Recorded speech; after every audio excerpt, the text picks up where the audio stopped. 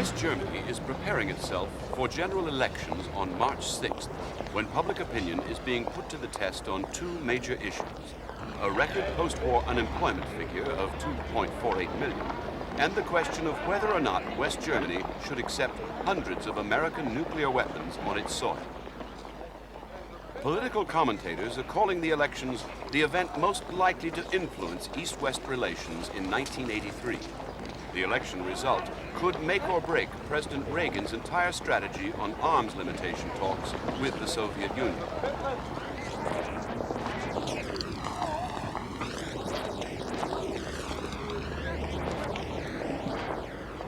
These are also the elections that nearly didn't happen. Only in mid-February did the Constitutional Court rule by 6 votes to 2 that the newly formed Christian Democrat and Liberal coalition was acting within the law when it deliberately lost a vote of confidence in Parliament last December. By this device, elections could be held 19 months ahead of schedule. Fortunately, all the political parties are in favor of early elections, so that the political confusion of the last 6 months can be cleared up by a nationwide vote.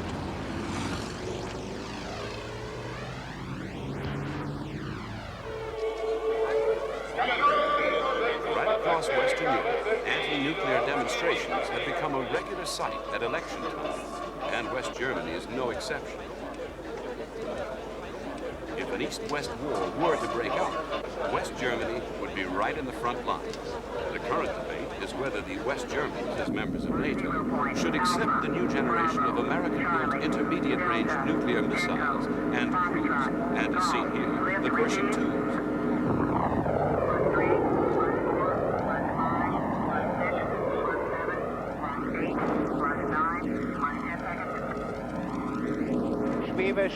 The political confusion that should be resolved by the March elections began last September when the Social Democrat Free Democrat coalition, led by the then-Chancellor Helmut Schmidt, lost a vote of confidence in Parliament. Quite simply, the small Free Democrat Party decided to change sides and vote with the opposition Christian Democrats. The chancellorship was taken over by Christian Democrat leader Helmut Kohl. His aim to reverse 13 years of socialist-dominated government. His belief that with Free Democrat support, he can win a popular mandate in March and look forward to a full 4-year term of office.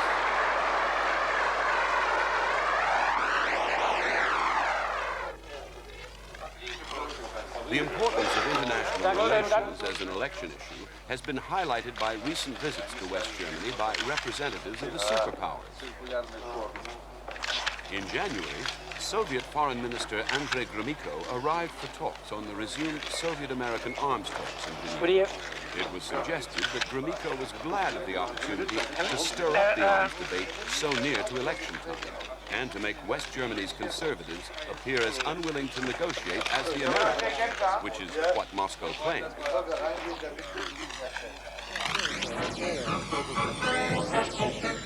The American view was presented a couple of weeks later when Vice President George Bush arrived.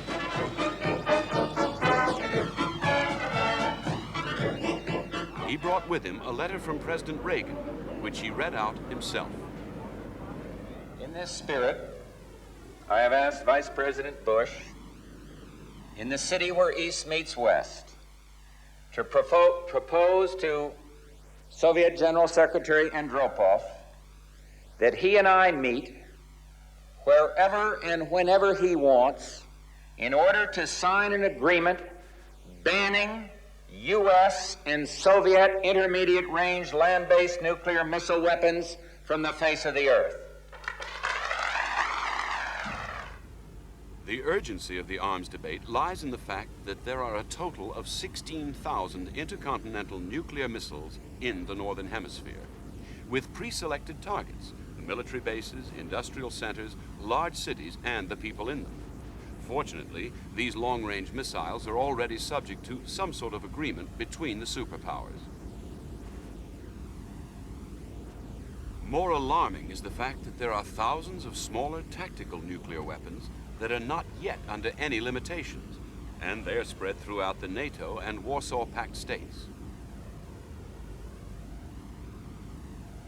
There are nuclear bombs, artillery shells, short or medium-range missiles, and naval depth charges. The Soviet Union insists there is a rough balance between NATO and Warsaw Pact weapons, so why not freeze the totals now? The West claims the East has the advantage, especially with their intermediate-range SS-20 missiles. This chart, it's hard to see The United back there, States say but it that shows unless the Soviet since Union December of dismantles its multi-warhead 1979 SS-20s, that we've it had will an go ahead and increase in deploy Soviet warheads 464 cruise going from missiles here and way up to 108 here, Pershing about 2s by the end 1,200 of of these 1983. warheads. And here is the Allied line down here, 0. How do West Germany's main parties stand on the nuclear arms question? The Social Democrats, the SPD, have shifted ground on the arms issue since Hans-Joachim Vogel succeeded Helmut Schmidt as party leader in October, after the change of government.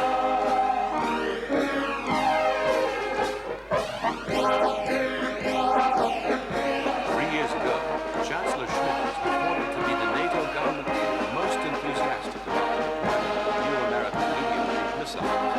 It's the safety-first approach and the arm first, talk after. Now Vogel is saying that, as Chancellor, he could try to ensure that the new missiles are never sighted on West German soil, not even as bargains.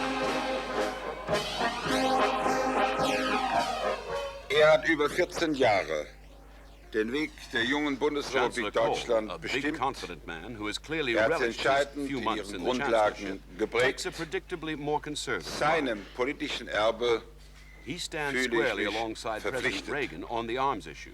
In If the dieser Soviet Stunde und an Union diesem rejects Ort the zero option of no erinnere medium-range ich missiles mich on mit either sicherlich side, vielen then von West Germany will Ihnen accept the gemeinsam American cruise and Pershing eines without Vorgangs, any der sich hier vor reservation. 20 Jahren At abspielte, the same time, he encourages der the zu jenen continued search gehörte, for meaningful disarmament in between denen the superpowers. Geschichte sich in einem Augenblick verdichtet und greifbar wird. All the political parties are aware of the growing swell in public opinion about the dangers of being host to hundreds of new missiles.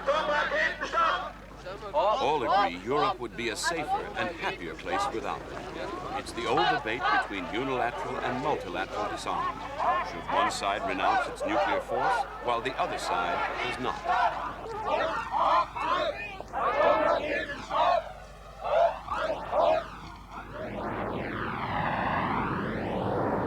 Alongside the deployment of nuclear weapons, the other big issue dominating the election campaign is unemployment. The unemployment level in West Germany has risen to a post-war record of almost 2.5 million, representing over 10% of the workforce. It's come as a shock to a country which enjoyed years of economic boom, the so-called Wirtschaftswunder after the Second World War. More recently, right up to the middle of 1982, West Germany was still staving off the economic recession which has affected most of the industrialized world. But there has since been a succession of bad news: falling exports, bankruptcies, a fall in the gross national product, and the steady rise in the number of people out of work.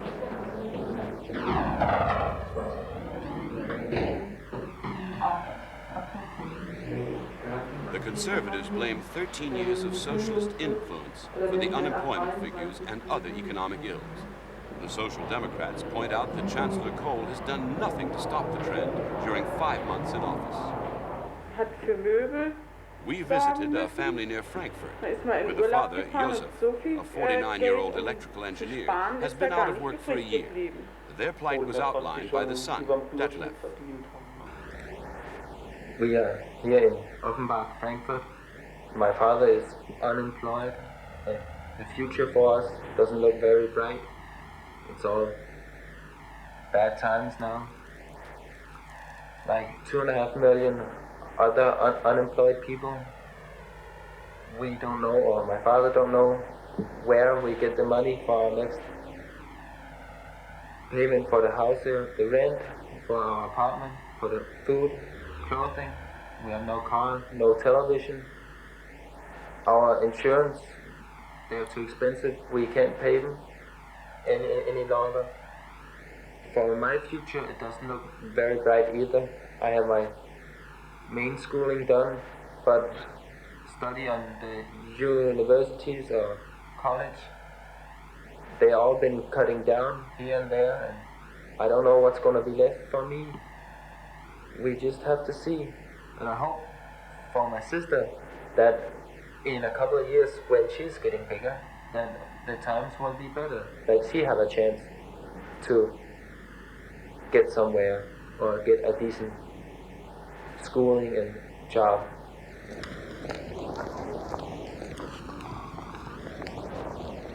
For the majority who still have jobs, little has changed. The shops are still full of goods and life goes on. In West Germany, the social services are quite good. For the first 6 months, an unemployed person gets 68% of his or her last net income. For the following 6 months, that figure drops to 56%, and then even lower. So the unemployed have to tighten their purse strings and stop buying all inessential goods, which means the economy retracts even further. The Christian Democrats say an austerity program is needed to encourage economic recovery. The Social Democrats call for more investment, shorter working hours, and new measures to help the disadvantaged. For example, rent protection for tenants, the restoration of student grants, and cheaper health care. Ich schwöre, dass ich meiner Kraft dem Wohle des deutschen Volkes Chancellor widmen, Kohl, here taking the oath of seinen office in Nutzen October, mehren, is thus campaigning Schaden on a von den platform of Wänden, traditional das conservative values. Grundgesetz und die Gesetze des Bundes wahren und verteidigen, meine Pflichten In foreign gewissenhaft policy, erfüllen the emphasis is on und strengthening Gerechtigkeit NATO without gegen jedermann hesitation üben if there is werde. no progress in the arms So trade. wahr mir Gott helfe. There should be continued cooperation with Eastern European countries. But West Germany should take a firm line against any Soviet expansion and support political and human rights campaigners in the Eastern Bloc.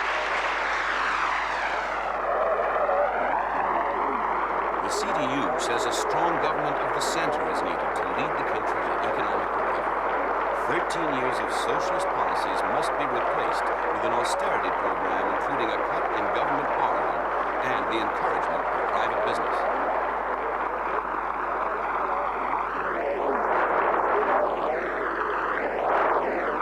The CDU policies enjoy the full support of the party's equivalent in Bavaria, the Christian Social Union.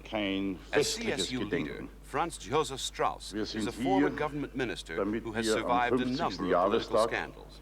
His ambition is undiminished.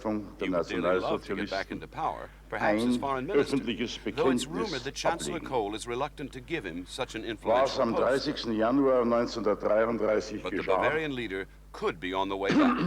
darf sich nie mehr wiederholen. The FDP, the Free Democrats, are also known as the Liberals. It was their decision to change political sides last September that caused all the parliamentary confusion since, and they could suffer a loss of credibility with their own supporters as a result. Their immediate concern is to win at least 5% of the national vote in March. Otherwise, they can win no seats in Parliament because of a law designed to keep small extremist parties out of the Bundestag.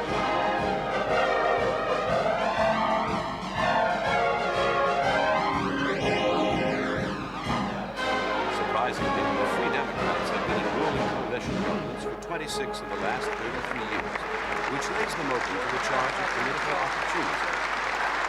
But taking part in the national government has increased their prestige, in particular Aber wir through their fragen long-serving ihn, foreign was soll denn mit minister, den HANS-DIETRICH sowjetischen Raketen geschehen? Will er sich damit abfinden, dass 150 sowjetische SS-20 mit 450 Sprengköpfen mit der Vernichtungskraft von 3000 Hiroshima-Atombomben bestehen bleiben? Wir wollen das nicht, das sagen wir. The Free Democrats see their role as keeping West Germany on Herr a Genscher, centrist. why This was should explained Germans by Herr vote Genscher, this time who again dislikes the for a term third party?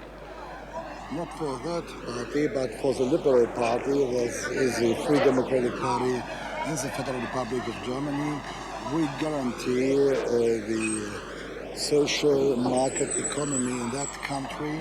We give the guarantee for a free society, and we give the guarantee for the continuation of Germany's foreign and security policy.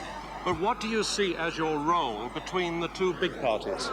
Our role is to avoid the development to the extremist corners of both the big parties.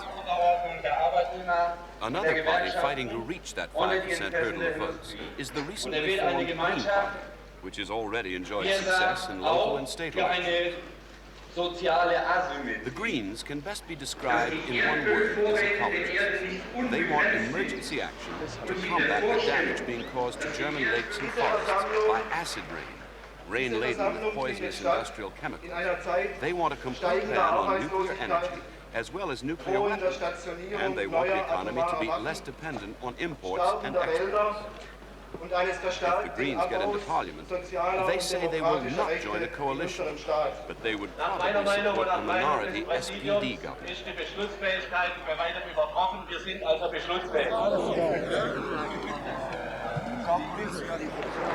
That leaves the Social Democrats and their newly Hans-Joachim Vogel, the 57-year-old former mayor of West Berlin. His predecessors, Helmut Schmidt and Willy Brandt, were popular figures, and public opinion polls now show a revival of support for the SPD under Vogel, with a total of over 43%. Vogel's direct and confident style has electoral appeal, and his insistence on basic socialist policy has won back some of the support that was slipping away to the Green Party. On the question of INF, does that mean you are more ready to negotiate and that you think the Americans should be more willing to negotiate? Well, that is a point of our platform. We say the Andropov proposal is not the solution, but there are at least two constructive elements in it. And we think it's time that our ally, the United States, makes a counter-proposal so that the bargaining goes on. And so the election battle lines have been drawn. The voting is expected to be close between the two big parties, the Social Democrats and the Christian Democrats. It's also touch and go whether the Free Democrats and the Green Party could get into Parliament, where either could hold the balance of power. It all makes for the most fiercely contested of general elections on March the 6th. Ohne ein geistig großes Frankreich und ein geistig großes Deutschland.